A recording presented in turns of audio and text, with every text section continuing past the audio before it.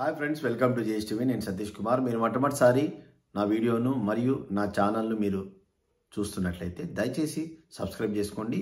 అలాగే బెల్ ఐకాన్ని ప్రెస్ చేయండి. బెల్ ఐకాన్ని ప్రెస్ చేసి ఆల్ అనే నోటిఫికేషన్ సెలెక్ట్ చేసుకున్నట్లయితే నేను ఏ వీడియో పబ్లిష్ చేసినా కూడా అది మీకు వెంటనే నోటిఫికేషన్ రూపంలో రావడం జరుగుతుందన్నమాట. ఏ వీడియో కూడా మీరు మిస్ అవ్వరు. అంతేకాదు నా యొక్క ఛానల్లో మ్యాక్సిమం ఇన్ఫర్మేషన్, మీకు యూస్ఫుల్ ఇన్ఫర్మేషన్ ఎక్కువ ఉంటుందన్నమాట. ఎస్పెషల్లీ మ్యూచువల్ ఫండ్స్ గురించి, లైఫ్ ఇన్సూరెన్స్ గురించి, తర్వాత హెల్త్ ఇన్సూరెన్స్ గురించి, ఇంకా మీకు సంబంధించినటువంటి ఫైనాన్షియల్ గోల్స్కి సంబంధించినటువంటి సజెషన్స్ అనేది మనము సాధ్యమైనంత వరకు యాక్యురేట్గా ఉన్నట్టుగా ఇవ్వడానికి మన ఛానల్లో ప్రయత్నం చేస్తూ ఉంటాము. నా ప్రీవియస్ వీడియోస్ మీరు చూసినట్టయితే మ్యూచువల్ ఫండ్స్ సంబంధించినటువంటి ఎన్నో వీడియోస్ ఉన్నాయి. సో వాటిని ఖచ్చితంగా మీరు చూడండి. మరి ప్లేలిస్ట్ వచ్చేసి ఎడ్యుకేషనల్ వీడియోస్ అనే ప్లేలిస్ట్ ఉంది, తర్వాత ఫైనాన్షియల్ అడ్వైసెస్ అనే ప్లేలిస్ట్ ఉంది. ఈ రెండు ప్లేలిస్ట్ చూసినట్లయితే మీకు చాలా వీడియోస్ మ్యూచువల్ ఫండ్స్ గురించిన డౌట్స్ ఎన్నైతే ఉంటాయో ఆ డౌట్స్ అన్ని క్లారిఫై అవుతాయి ఆ వీడియోస్ చూసినట్లయితే. సో కాబట్టి కొత్తగా చూసేవారికి మరి ఎన్నో డౌట్స్ వస్తూ ఉంటాయి. కాబట్టి ప్రీవియస్ వీడియోస్ మీరు వాచ్ చేసినట్లయితే మీకు క్లారిఫికేషన్ అనేది దొరుకుతుంది.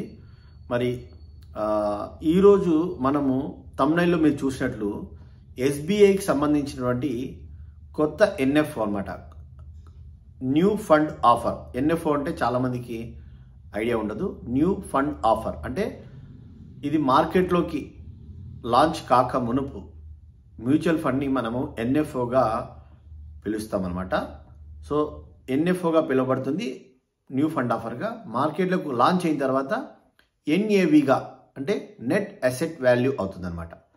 ఫండ్ ప్రతిరోజు మనము నెట్ అసెట్ వాల్యూ ప్రతిరోజు క్యాల్కులేషన్ జరుగుతుంది. ప్రతిరోజు మనకు యూనిట్ వాల్యూ అనేది డిక్లరేషన్ జరుగుతుంది. సో ఇది గుర్తుపెట్టుకోండి. అలాగే మరి సిప్ లంసమ్ అనే ఆప్షన్ అనేది మీకు ఈ మ్యూచువల్ ఫండ్ ఈ ఎన్ఎఫ్ఓ కూడా ఉందన్నమాట. సిప్ అయినా లంసమ్ అయినా. సిప్ అంటే ఏంటి అని చాలా మంది అడుగుతున్నారు. సిప్ అంటే సిస్టమాటిక్ ఇన్వెస్ట్మెంట్ ప్లాన్ అనమాట. అంటే మంత్లీ ఒక పద్ధతి ప్రకారము మీరు ఈ ఫండ్లో ఏదైనా మీరు అనుకున్న మ్యూచువల్ ఫండ్లో ఇన్వెస్ట్ చేయడం అనమాట. సో దాన్ని సిప్గా మనము పిలుస్తాము.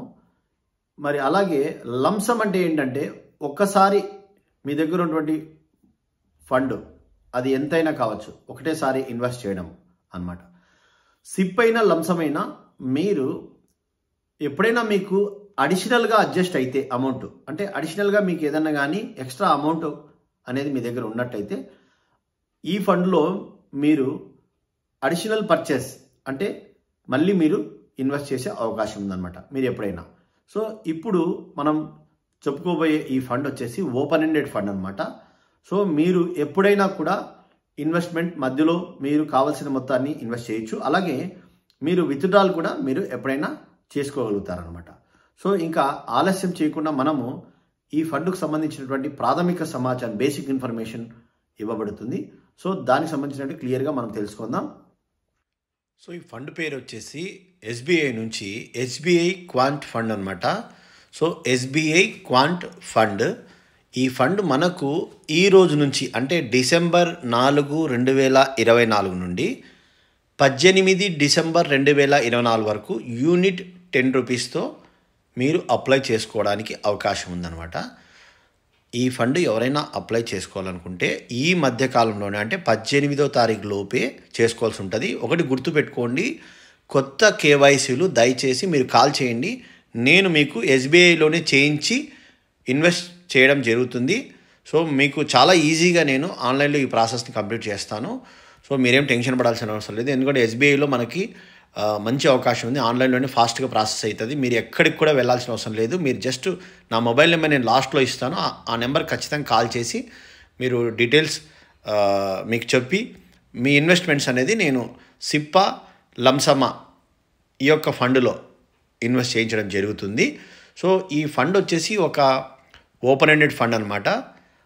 దీంట్లో మనకేంటంటే లంసమ్ అయితే మినిమం ఇన్వెస్ట్మెంట్ 5,000, సిప్ అయితే మనం మినిమం 500 నుంచి కూడా చేసుకోవచ్చు. మధ్యలో మీకు ఏదైనా అడిషనల్గా అడ్జస్ట్ అయితే అమౌంట్ యాడ్ చేసుకోవచ్చు అనమాట.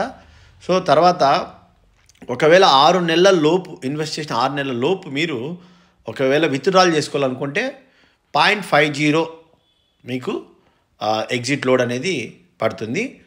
6 నెలల తర్వాత అయితే ఎగ్జిట్ లోడ్ అనేది నిల్ అనమాట. సో ఇది ఈ ఫండ్కు సంబంధించినటువంటి బేసిక్ ఇన్ఫర్మేషన్. ఇక రిస్క్ మీటర్ వచ్చేసి ఇది వెరీ హై రిస్క్ అనమాట. సో రిస్క్ అయితే వెరీ హై, బెంచ్ మార్క్ కూడా వెరీ హై అనమాట.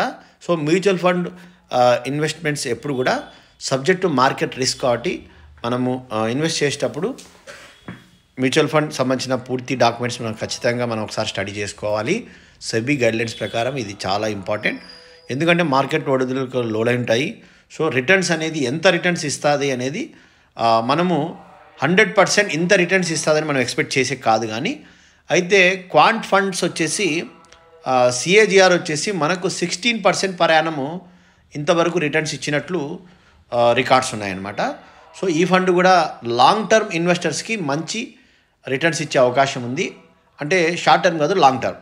గుర్తుపెట్టుకోండి, ఎవరైనా కానీ లాంగ్ టర్మ్ హోల్డ్ చేసినట్లయితే ఖచ్చితంగా మంచి రిటర్న్స్ వచ్చే అవకాశం ఉంది. 1 ఇయర్ తర్వాత మనము విత్డ్రాల్ చేస్తే 1,25,000 వరకు మనకు క్యాపిటల్ గెయిన్ ఎగ్జంప్షన్ అనేది 1,25,000 వరకు మనకు ఉందన్నమాట. సో మీకు రిస్క్ మీటర్ చెప్పినట్లు వెరీ హై రిస్క్, అలాగే బెంచ్ మార్క్ కూడా వెరీ హై రిస్క్ అనమాట. ఒకవేళ మీరు 1 ఇయర్ లోపు మీరు లాభాన్ని మీరు విత్డ్రాల్ చేసుకుంటే 20% వరకు క్యాపిటల్ గెయిన్ కట్టాల్సి వస్తుంది. ఎప్పుడు మీరు ఇన్కమ్ ట్యాక్స్ రిటర్న్స్ ఫైల్ చేసినప్పుడు అనమాట. సో ఇవన్నీ విషయాలు మీరు గుర్తుపెట్టుకోండి. మరి ఎవరైనా ఇన్వెస్ట్ చేసుకోవాలనుకున్న వాళ్ళు గ్యారంటీగా మేము ఈ ఫండ్ని మేము ఇన్వెస్ట్ చేస్తామన్న వాళ్ళు మీరు నా నెంబర్కు సంప్రదించవచ్చు. చివరిలో నా నెంబరు ఇచ్చి ఉన్నా అనమాట.